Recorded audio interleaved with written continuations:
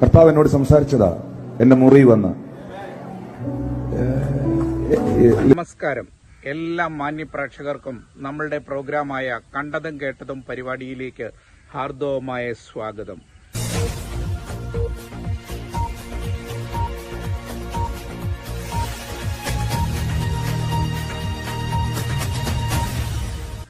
ഞാൻ നിങ്ങളുടെ സ്വന്തം സോണിച്ചൻ നാൽപ്പതാംകുളമാണ്.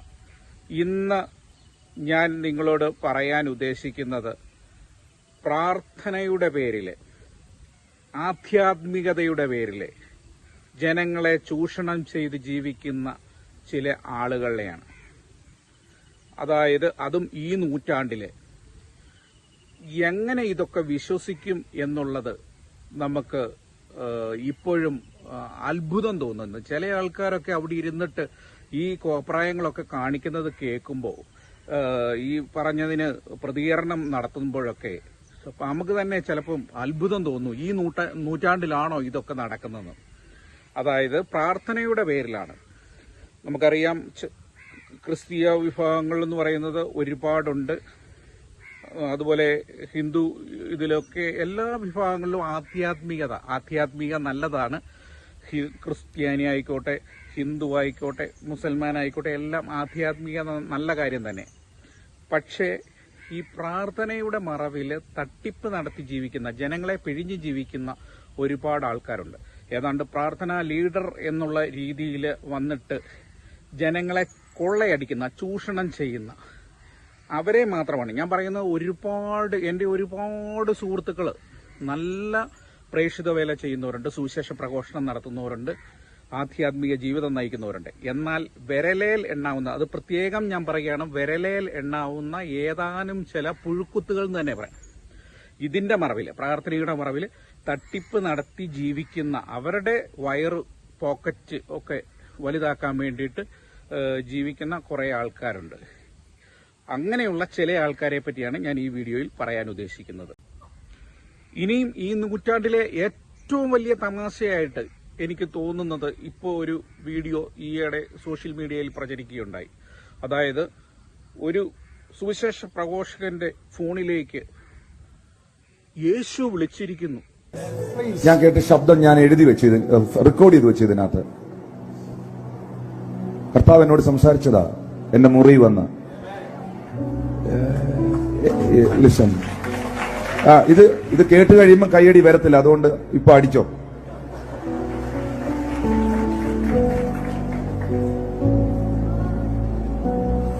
ചർച്ചിന്റെ തിന്മ എന്തുണ്ടെന്ന് നോക്കി നടക്കുന്ന നിന്നോട് കർത്താവ് പറയുന്നു. ചർച്ചിന്റെ കുറ്റം എന്തുണ്ട്, സഭയുടെ തിന്മ എന്തുണ്ടെന്ന് നോക്കി നടക്കുന്ന നിന്നോട് ദൈവം പറയുന്നു, നിന്റെ വീട്ടിൽ നിന്നും നിന്റെ തലമുറയിൽ നിന്നും തിന്മ മാറുകയില്ല. യേശു അദ്ദേഹത്തോട് സംസാരിച്ചിരിക്കുന്നു. യേശുവിന്റെ വോയിസ് ഇതാ എന്ന് പറഞ്ഞുകൊണ്ട് അദ്ദേഹം അവിടെ നിൽക്കുന്ന ജനങ്ങളെ അങ്ങ് മുഴുവൻ കേൾപ്പിക്കുകയാണ് ഈ വോയിസ്. എന്തൊരു ഇതാണ് അത്! ഞാൻ പറയുന്നത്, ഈ പറഞ്ഞ ആളുടെ ആ ഫോൺ എടുത്തിട്ട് ഈ കോടതിയൊക്കെ ആണെങ്കിലും ഇതൊക്കെ ഞാൻ പറഞ്ഞ ഇങ്ങനെയുള്ള ഈ പ്രചരിപ്പിക്കുന്ന ഇത് ഒന്ന് ശാസ്ത്രീയമായി പരിശോധന നടത്തിക്കേണ്ടതാണ്. കാരണം അത് നോക്കിയാൽ ഇപ്പോഴത്തെ ടെക്നോളജിയൊക്കെ അനുസരിച്ച് അത് ചെക്ക് ചെയ്താൽ മനസ്സിലാവുമല്ലോ. അതായത് ഈ പറഞ്ഞ സൗണ്ട് അത് ആരുടെ ഫോണിൽ നിന്ന് വിളിച്ചു, അത് എവിടെ നിന്ന് വിളിച്ചു, എപ്പോൾ വിളിച്ചു, എന്താണെന്നൊക്കെ ഉള്ളത് ഐഡന്റിഫൈ ചെയ്യാൻ സാധിക്കും. അത്രയ്ക്ക് ടെക്നോളജിയൊക്കെ ഇന്ന് വളർന്നിട്ടുണ്ട്. അപ്പോൾ അദ്ദേഹം ഈ ജനങ്ങളെ, കൂടിയിരിക്കുന്ന ജനങ്ങളെ മണ്ടന്മാരാക്കിക്കൊണ്ടുള്ള ഒരു വചന പ്രഘോഷണമാണ് അന്നത്തെ ആ വീഡിയോയിൽ നമ്മൾ കാണുന്നത്. അതായത് അവിടെ നിന്നുകൊണ്ട് അദ്ദേഹം പറയുന്നു, ദാ എന്റെ ഫോണിലേക്ക് യേശു വിളിച്ചു, യേശു എന്നോട് സംസാരിച്ചു, അതിന്റെ വോയിസ് ഇതാ നിങ്ങൾ കേൾക്കൂ എന്ന് പറഞ്ഞുകൊണ്ട് അദ്ദേഹം കേൾപ്പിക്കുകയാണ്. എന്താ അത് കേട്ടിട്ട് നമുക്ക് എന്താണ്, തമാശയാണോ അല്ലെങ്കിൽ എന്താ അദ്ദേഹം പറയുന്നത്? ശരിക്കും ഇതൊക്കെ ഞാൻ പറയുന്ന അന്വേഷണ വിധേയമാക്കണം. ഇതൊക്കെ അന്വേഷണ വിധേയമാക്കിക്കൊണ്ട് ഇങ്ങനെയുള്ള ആൾക്കാരെയൊക്കെ ഒന്ന് കൺട്രോൾ ചെയ്യിക്കണം. ഇത് നമ്മുടെ ഈ നൂറ്റാണ്ടിലൊക്കെ ഇങ്ങനെയൊക്കെ പറയുന്നത് കേൾക്കുമ്പോൾ നമുക്ക് തന്നെ എന്താണ് ഈ ഒരു വല്ലാത്ത ഒരു നാണക്കേടോ അല്ലെങ്കിൽ എന്താ ഇങ്ങനെയൊക്കെ കാട്ടിക്കൂട്ടുന്നതെന്ന് നമുക്ക് പറയാൻ പറ്റില്ല. സ്ഥിരമായി തലകറങ്ങി വീഴുമായിരുന്നു. സ്കാനിങ് ചെയ്തപ്പോൾ തലയ്ക്ക് ഒരു ഞരമ്പരി പ്രശ്നമാണെന്ന് പറഞ്ഞ്, ചെവി ഇനി കേൾക്കാൻ പറ്റൂല, ചെവിക്ക് ഓപ്പറേഷൻ ചെയ്യണമെന്ന് പറഞ്ഞു. ഞാൻ വലിയ വിഷമത്തോടെയാണ് ഇവിടെ നിന്ന് പോയത്.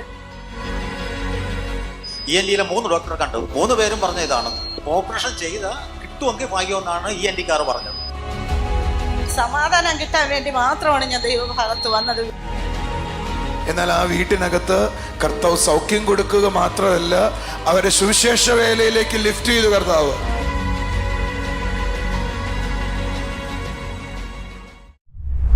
ഈ സിസ്റ്ററുടെ പേര് തുളസി നടരാജൻ എന്നാണ്. അനുഗ്രഹിക്കപ്പെട്ട ഒരു ലീഡറാണ്. ആമേൻ. ഈ ബ്രദറിനെ കഴിഞ്ഞ 2 വർഷമായിട്ട് സ്ഥിരമായി തലകറങ്ങി വീഴുമായിരുന്നു. 2 വർഷമായി സ്ഥിരമായി തലകറങ്ങി വീഴുമായിരുന്നു. വൊമിറ്റിംഗ് ചെയ്യുമായിരുന്നു. ഓക്കെ. ഒരു ദിവസം മുഴുവനായിട്ട് ഛർദ്ദിച്ചപ്പോൾ ചെവി അടഞ്ഞുപോയി, കേൾവിയും നഷ്ടപ്പെട്ടു. അതായത് ഛർദ്ദിച്ച സമയത്ത് ചെവി അടഞ്ഞുപോയി, കേൾവി നഷ്ടപ്പെട്ടു. അത് എത്ര നാളുകൾക്ക് മുമ്പ്? 2 വർഷങ്ങൾക്ക് മുമ്പാണ് ബ്രദറെ. അതായത് തലകറങ്ങി സ്ഥിരമായി വീഴുമായിരുന്നു. തലകറങ്ങി സ്ഥിരമായിട്ട് വീഴുമായിരുന്നു. ഓർമ്മ പോവും. അപ്പോൾ ഈ ജന്നിയുടെ പ്രശ്നമുണ്ട്. നമ്മൾ ആശുപത്രിയിൽ കൊണ്ട് കാണിച്ചപ്പോൾ അപ്പോൾ ഡോക്ടർ EG എന്ന് പറഞ്ഞൊരു പരിശോധന എടുത്ത് MRI സ്കാനിങ് ചെയ്തപ്പോൾ തലയ്ക്കൊരു ഞരമ്പരി പ്രശ്നമാണെന്ന് പറഞ്ഞ്, ചെവി ഇനി കേൾക്കാൻ പറ്റൂല, ചെവിക്ക് ഓപ്പറേഷൻ ചെയ്യണമെന്ന് പറഞ്ഞ്. അതായത് 2 വർഷം മുമ്പ് 2 ചെവിയുടെയും കേൾവി പോയി. ഇവിടെ മീറ്റിങ്ങിന് വരുന്ന സമയത്ത് ബ്രദർ പ്രസംഗിക്കുന്ന ഒന്നും കേൾക്കാൻ പറ്റുന്നില്ല. വെളിയിലിറങ്ങി എന്നോട് ചോദിക്കും, ബ്രദർ എന്താണ് പറഞ്ഞതെന്ന് പറയും. ഞാൻ വലിയ വിഷമത്തോടെയാണ് ഇവിടെ നിന്ന് പോയത്. കാരണം എന്നെ എന്നും ഇവിടെ ആരാധനയ്ക്ക് കൊണ്ടുവരും, പുള്ളിക്ക് കേൾക്കാനും പറ്റുന്നില്ല. അങ്ങനെയാണ്. വീട്ടിലാണെങ്കിൽ ഇതിൻ്റെ പ്രശ്നം കൊണ്ടാണോ എന്നറിയില്ല, ഭയങ്കര ദേഷ്യമാണ്. എന്ത് ഞാൻ സംസാരിച്ചാലും ഭയങ്കര ദേഷ്യവും, ഒന്നും ഞാൻ പറയുന്ന അംഗീകരിക്കില്ല. അങ്ങനെയാണ് ഞാൻ ഈ ദൈവഭാഗത്ത് എനിക്ക് സമാധാനം കിട്ടാൻ വേണ്ടി മാത്രമാണ് ഞാൻ ദൈവഭാഗത്ത് വന്നത്. വീട്ടിലെ സമാധാനം. ഈ ചെവി അല്പം പോലും കേൾക്കില്ല. ഒരു ചെവി ഫുള്ളായിട്ട് പോയി. അതിന് ഞരമ്പ് ബ്ലോക്ക് ആയതാണ്. ഓപ്പറേഷൻ ചെയ്ത കിട്ടുമെങ്കിൽ ഭാഗ്യമെന്നാണ് ENTക്കാർ പറഞ്ഞത്. ENTയിലെ 3 ഡോക്ടറെ കണ്ടു. 3 പേരും പറഞ്ഞ ഇതാണ്, ഈ ചെവി എന്നെ കേൾക്കണമെങ്കിൽ ഓപ്പറേഷൻ ചെയ്യണം, ഞരമ്പ് ബ്ലോക്കായി പോയി എന്നാണ് പറഞ്ഞത്. ഈ ഫിക്സ് വരുന്ന അസുഖം കൊണ്ട്. അപ്പൊ എന്ന് ആന്റിക്ക് സൗഖ്യം കിട്ടി? എന്നാ ബ്രദറിന്? ഒരു 3 മാസം മുമ്പ് വന്ന് അന്ന് എന്നെ സൗഖ്യം കിട്ടി. ബ്രദർ പ്രാർത്ഥിച്ചതിൻ്റെ പിറ്റേന്ന് സൗഖ്യം കിട്ടി. അപ്പോൾ ഇനി മക്കളുമായിട്ട് വന്ന് സാക്ഷ്യം പറയാം എന്ന് വിചാരിച്ചാണ് ഡിലേ ആയത്. ഇപ്പം പിന്നെ ഒരു വാഹനം വാങ്ങിക്കാൻ വേണ്ടി നടന്ന് അതും കൂടെ കിട്ടി. അങ്ങനെ ഇപ്പം ഞങ്ങൾ മാത്രം പോകുന്ന, മക്കൾ മൂത്തവളൂടെ വന്ന്, ഇളയവള് കോയമ്പത്തൂരാണ്, അവളെയും കൂടെ കൊണ്ടുവരാൻ നിന്നാൽ ഞങ്ങൾക്ക് വീണ്ടും ലേറ്റ് ആവും. അതുകൊണ്ടാണ് ഇന്ന് വന്നത്. എല്ലാ ദിവസവും വരുന്നുണ്ട്. ഇതൊരു വലിയ കാര്യമാവുന്ന കൈ അടിച്ച് കർത്താവിനെ സ്തുതിച്ചേ. 2 വർഷമായിട്ട് ഫിക്സ് വരുമായിരുന്നു, ഇപ്പൊ ഫിക്സും വരുന്നില്ല. ഒന്നുമില്ല, ഒരു കുഴപ്പമില്ല. ചെവിയും പൂർണ്ണമായിട്ട് കേൾക്കാം. ഫിക്സും പൂർണ്ണമായിട്ട് മാറിപ്പോയി. എനങ്ങാത്ത എന്താ?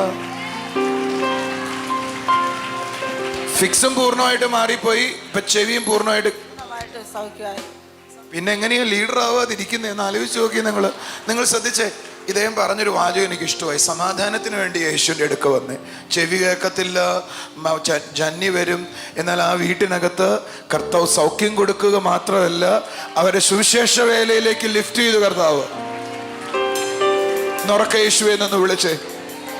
എത്ര വലിയ കാര്യമാണ് നമ്മുടെ ദൈവം ചെയ്തേ.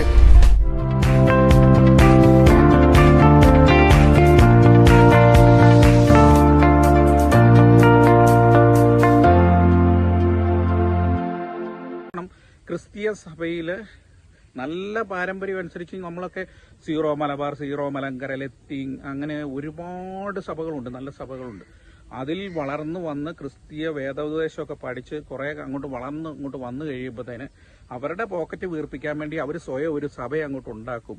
എന്നിട്ട് ഇറങ്ങിയിട്ട് കുറേ ആൾക്കാരെ വിളിച്ചു കൂട്ടി, എന്നിട്ട് ഈ ഒരു സപ്പോർട്ടിനായിട്ട് ചുറ്റും നിർത്തും. ഈ വചന പ്രഘോഷണം നടക്കുന്ന ആ ഹാളിന്റെ ചുറ്റും നിർത്തി, ആ സ്റ്റേജിന് ചുറ്റും നിർത്തിക്കൊണ്ട് ഇങ്ങനെ ഇവരെ അങ്ങ് പുകഴ്ത്തിപ്പിക്കുക, കൈയടിക്കുക, ഭയങ്കര ഇതാ. ഞാൻ പറയുന്നത്, ഈ വീഡിയോ കാണുമ്പോൾ അറിയാം അത് സത്യമായ കാര്യമല്ലത്. കാരണം അത് ഞാൻ പറയുന്ന ശാസ്ത്രീയ വശം അന്വേഷിക്കട്ടെ, അത് തെളിവെടുക്കട്ടെ. എന്നിട്ട് ഇത് തെറ്റാണെങ്കിൽ ഇങ്ങനെയുള്ളവരെയൊക്കെ ഒന്ന് കർശനമായിട്ട് നിയന്ത്രിക്കണം. പിന്നെ വേറൊരു വീഡിയോ ഞാൻ കണ്ടു. അതായത് 18 വർഷമായി കിടപ്പ് രോഗിയായിരുന്ന ഒരാൾ, ഓർക്കണം, ജലപാനം അങ്ങനെയുള്ളതൊക്കെ ഒഴിവാക്കിയിരിക്കുകയാണ് ഡോക്ടർ ഈ പറഞ്ഞ കണക്ക് എന്താണ് മരണത്തിന് വിട്ടുകൊടുത്തിരിക്കുന്ന ആള്. ഇനി ഈ പറഞ്ഞ എന്താണ് വൈദ്യശാസ്ത്രത്തിന് ഇനി ഒരു കാരണവശാലും രക്ഷപ്പെടുത്താൻ കഴിയില്ല എന്നൊക്കെ പറഞ്ഞിട്ട് ഇങ്ങനെ കൊണ്ടുവന്നിട്ട് അവിടെ കൊണ്ടുവന്ന് കഴിയുമ്പോൾ ഇദ്ദേഹം ടക്ക് ടക്ക് 2-3 അടിയൊക്കെ അടിച്ചു കഴിയുമ്പോൾ പെട്ടെന്ന് ഇദ്ദേഹം അങ്ങോട്ട് ചാടി എഴുന്നേറ്റ് ഓടുകയാണ്. ഓടുകയാണ്. ഇതൊക്കെ എന്ന് പറയാൻ ഞാൻ പറയുന്നത് ഇതൊക്കെ ട്രെയിനിങ് കൊടുത്തിട്ട് കൊണ്ടുവന്നിട്ട് ഇവിടെ കൊണ്ടുവന്ന് കാട്ടുന്ന ഓരോ കോലാഹലങ്ങളാണ്. ഇങ്ങനെയുള്ള ഒരുപാട് സംഭവങ്ങൾ ഇന്ന് നടക്കുന്നുണ്ട്. ഞാൻ പറയുന്നത് ഇതിനൊക്കെ ഒരു കൺട്രോൾ ചെയ്യണം. ഈ കാണുന്ന ജനങ്ങൾക്കും മനസ്സിലാകുന്നില്ല ഇങ്ങനെയുള്ള കാര്യങ്ങളൊക്കെ കാണുമ്പോൾ. വൈദ്യശാസ്ത്രത്തിന് ഒരിക്കലും അത് ഒറ്റ നിമിഷം കൊണ്ട് പെട്ടെന്ന് ഒരു അത്ഭുതം പോലെ സംഭവിക്കുക. അത് സ്വയം അങ്ങ് മറ്റൊരു ക്രിസ്തുവായിട്ട് ഇവരങ്ങ് സ്വയം അങ്ങ് മേലങ്കി അണിഞ്ഞുകൊണ്ട് അങ്ങ് ചെയ്യുക. ഞാൻ പറയുന്നത് അങ്ങനെയുള്ള കുറേ ആൾക്കാരുണ്ട്. എന്നാലും നല്ലപോലെ സുവിശേഷ പ്രഘോഷണം, നല്ല രീതിയിൽ ജനങ്ങൾക്ക് സേവനം ചെയ്യുക, നല്ല പ്രാർത്ഥന ശുശ്രൂഷകൾ ചെയ്യുക, അതുപോലെ സോഷ്യൽ വർക്കുകൾ ചെയ്യുക, ഉപകാരം ചെയ്യുക, ഇങ്ങനെയുള്ള ആൾക്കാരെയൊക്കെ നമ്മൾ സപ്പോർട്ട് ചെയ്യുക തന്നെ വേണം.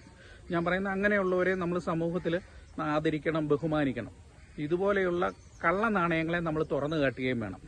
ലക്ഷ്യം പൂർത്തീകരിക്കാൻ വേണ്ടി, ലക്ഷ്യം എന്ന് പറയുന്നത് പണമാണ്. പണം ഉണ്ടാക്കാൻ വേണ്ടി അവർ സ്വയം ഒരു സഭ അങ്ങോട്ട് സ്ഥാപിച്ച് അതിൽ കുറേ ആൾക്കാരെ കൊണ്ടുവന്നു അവരെ ചുറ്റും വൃന്ദങ്ങളായി നിർത്തിക്കൊണ്ട് അവർക്കും കുറേശ്ശെ പോക്കറ്റുകളൊക്കെ വീർപ്പിക്കാനുള്ള അവസരങ്ങൾ കൊടുത്ത്, അല്ലെങ്കിൽ അവർ നിൽക്കില്ല. അപ്പം അങ്ങനത്തെ കുറേ ആൾക്കാർ, ഏതാനും ചില ആൾക്കാരുണ്ട്. അവരെ ഒന്ന് കാണിക്കാൻ വേണ്ടിയിട്ട് മാത്രമേ ഞാൻ ഈ വീഡിയോ ചെയ്യുന്നത്. ഞാൻ പറയുന്നത് നല്ല വിശ്വാസികളായി ജീവിക്കുക, നല്ല പ്രാർത്ഥനാ ചൈതന്യത്തിൽ വളരുക, അങ്ങനെയുള്ള ആൾക്കാർ ആയി മാറാനായിട്ട് പരിശ്രമിക്കുക. നമ്മളുടെ കിട്ടിയ കുടുംബങ്ങളിൽ നിന്ന് കിട്ടിയ പൈതൃകം ഉണ്ടല്ലോ, കൈമാറി വരുന്നത്, ആ ഒരു വിശ്വാസത്തിൽ നമുക്ക് മുന്നോട്ട് പോകാം. അങ്ങനെ നല്ലൊരു ദൈവവിശ്വാസിയായി വളരാം. അത് ഏത് മതത്തിലായിക്കോട്ടെ, അങ്ങനെ ഒരു വിശ്വാസിയായി വളരാം. എല്ലാവർക്കും നല്ലത് വരട്ടെ, നല്ല ചിന്തകൾ വരട്ടെ, നല്ലത് വരട്ടെ എന്ന് ആശംസിച്ചുകൊണ്ട് നിർത്തുന്നു. നന്ദി, നമസ്കാരം.